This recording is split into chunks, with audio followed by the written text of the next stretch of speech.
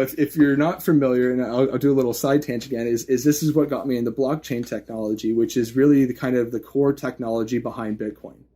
And the idea behind blockchain technology, or really what I think is the most fruitful aspect of it for research, is the transparency aspect.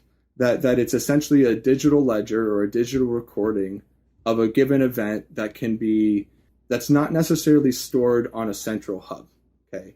And so to kind of transpire that is, if I own a car, there's technically a car and I sell the car, the person sells a car, right? There's a vehicle owner history, but that vehicle owner history is only as true, what's kept record of, right?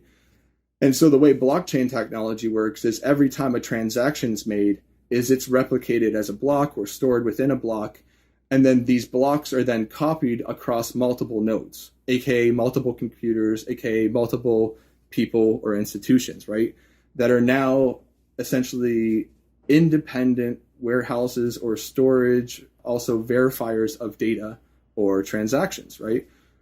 So why people are using it now for Bitcoin or for a store of value money is because you can't falsify these transactions, you can't fraud them, you can't manipulate them, you can't deface them, right? There's a lot of benefits financially to it.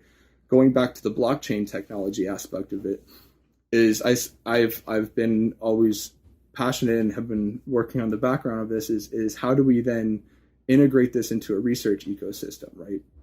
And so to take this from the ground up is we want to build the most transparent, cost-efficient system possible, is essentially what you'd want to replace the current system. So the current system is slow, it's clunky, it's not transparent, it's centralized.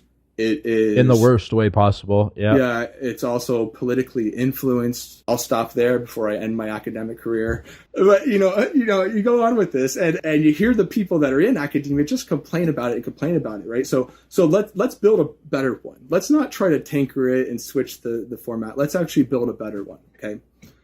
So let's start with the funding, right? I'm a person who is Joe Schmo. I know nothing about research, but I have a strong interest, let's say, in space exploration, right?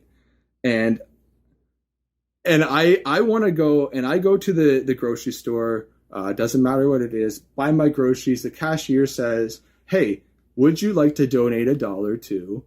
And then, the fund is now this research ecosystem. I'll keep the name disclosed for now, but there's this, we'll call it research ecosystem, okay? So, whether now we're on our phone, this doesn't have to be physical dollars, be on your phone.